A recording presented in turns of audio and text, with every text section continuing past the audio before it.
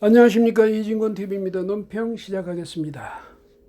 22일 날 그 대검찰청에 대한 국회 법사위의 국정감사, 이게 이제 민주당이나 정부로서는 아주 상당히 충격이 컸던 것 같습니다. 윤석열 검찰총장이요, 주눅 들기는커녕 아주 소신발언을 당당하게 했거든요. 그러니까 이번 참에 국정감사에서 다시 한번 윤 총장 딱 이 기합을 하면 되게 줘야 되겠다 이렇게 별렀겠죠, 민주당이. 그런데 그러기는커녕 오히려 되치기를 당한 셈이 됐습니다.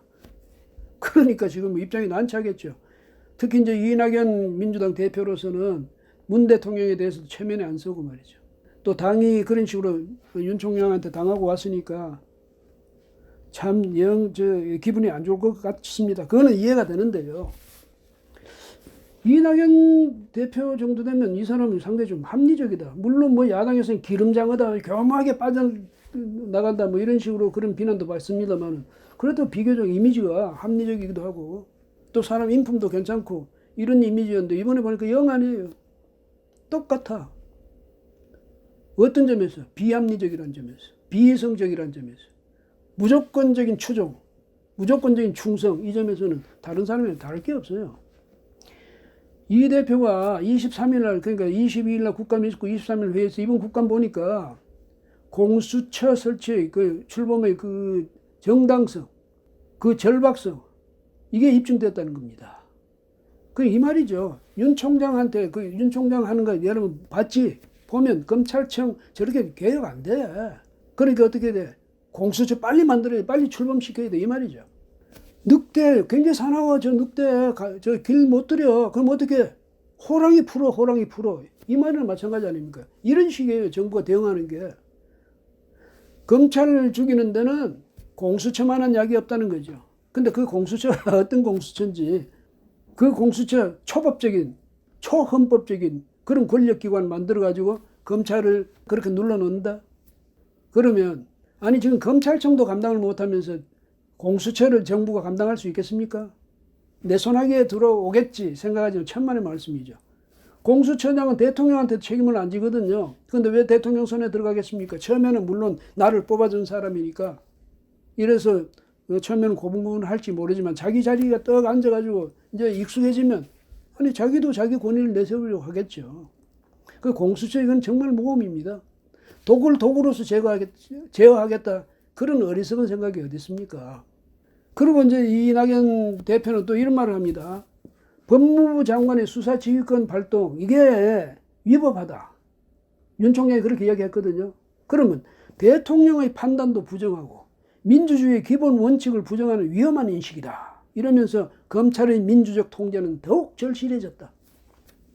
이낙연 대표, 법무부 장관의 수사지휘권 발동이 위법하고 부당하다고 윤 총장이 이야기한 게 그것이 대통령의 판단도 부정했다고 그게 비난거리가 됩니까? 그게 위험한 일이에요? 대통령 판단은 아무리 잘못해도 무조건 따라야 됩니까? 그 다음에 그게 민주주의 기본 원칙을 부정하는 겁니까? 아니잖아요. 민주주의 기본 원칙을 부정한 것은 추미애 장관이에요. 아니 검찰총장에 대해서 수사지휘권을 발동하면서 그 사람 당신은 빠져요. 이런 수사지휘권이 어디 있습니까? 본래 법무부 장관은요. 수사, 기소, 그러니까 경사소추 이런 문제에 대해서는 손을 대지 말라는 거예요.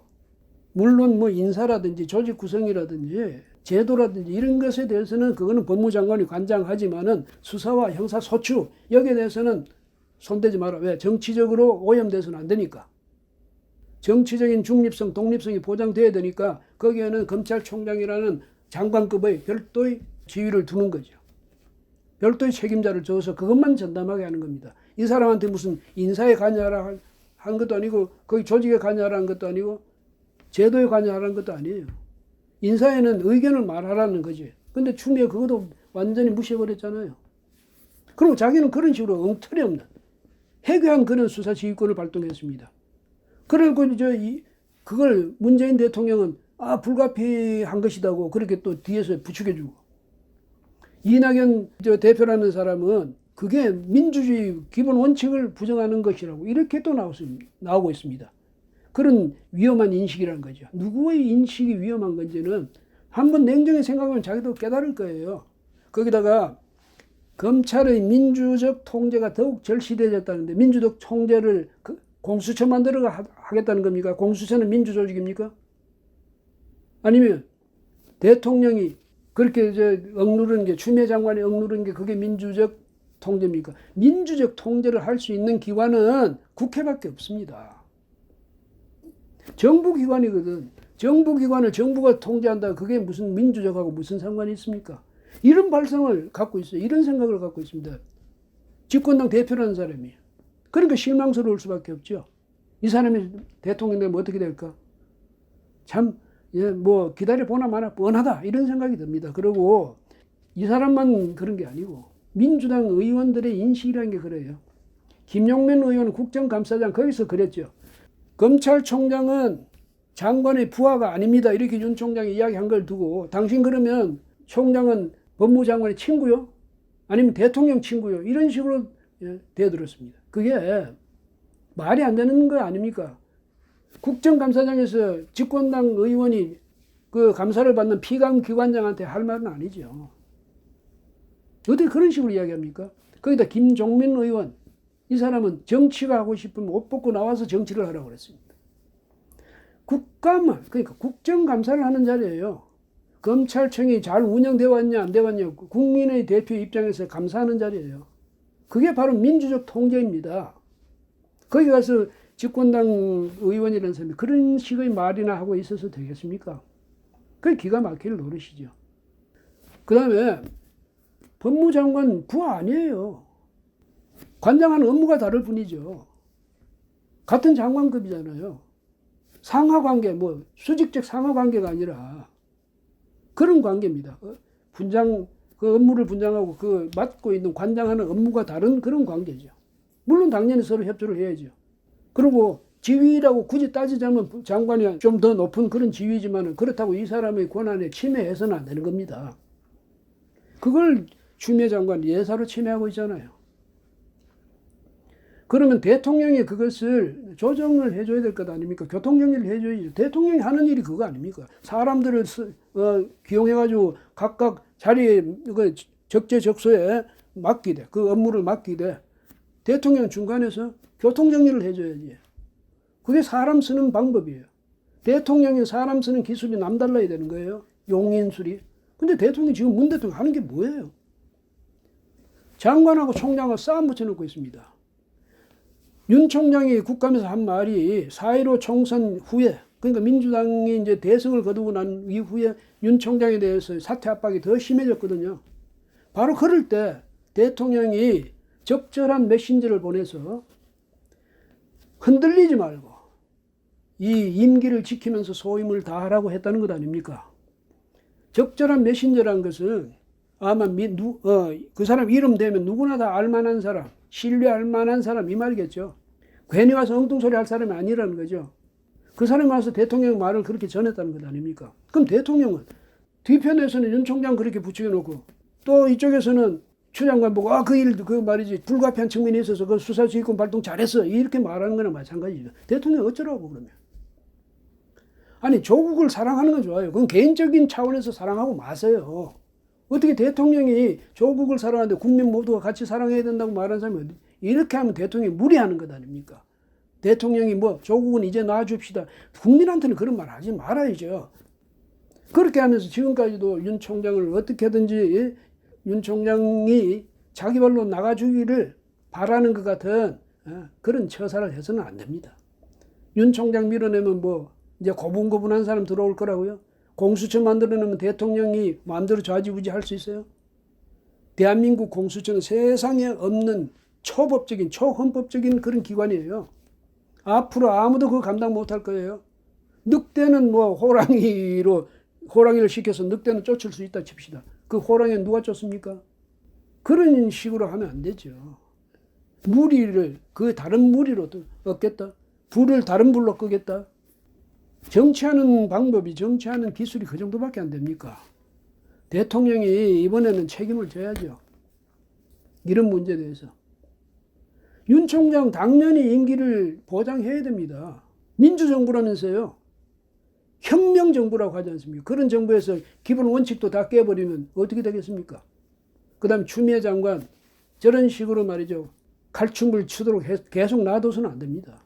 추미애 장관 내보내야죠. 저렇게 무리를 저지르는데 국민을 우습게 알고 있는데 제도를 완전히 우습게 알고 자기 손안에 든 무슨 뭐 자기 개인의 수단처럼 도구처럼 저렇게 휘두르고 있는데 가만 놔두면 안 되죠. 그거야말로 문재인 정권의 이미지 이걸 이제 좌우하는 그런 일입니다. 추 장관이 들어서 가지고요. 뭐 몇 가지 일을 시원하게 해치웠다고 생각했죠. 문재인 정부에 회복할 수 없는 그런 흠집을 남겼다. 이거는 분명히 기억해야 됩니다. 그리고 이낙연 대표도 정말 대통령이 되고 싶은 생각이 있다면 이런 식으로 해서는 안 되죠. 합리적으로 돼야 돼요. 합리적인 마인드를 가져야 됩니다. 이성적인 마인드를 가져야 되죠. 그런데 오히려 이런 비이성적이고 비합리적인 이상한 일이 거기다가 같이 부화내동해가지고 말이죠. 회의를 열어가지고 그런 식으로 윤 총장 그냥 비난하는 거 공수처 빨리 만들어야 된다는 그런 소리밖에 못하는 사람이 어떻게 자기의 대통령직을 가질 수 있겠습니까? 민주당 또 정부 마찬가지예요. 이번에 윤 총장이 한 말 잘 귀담아 들으세요. 틀린 말 하나도 없어요. 그 안에. 국민이 볼 때는 뭐 제 생각만 그런 게 아닙니다. 거기에 무슨 뭐 위법한 말이 있습니까? 부당한 말이 있습니까? 이치에 맞지 않는 말이 있습니까? 그대로 맞잖아요. 누가 부당하게 했습니까?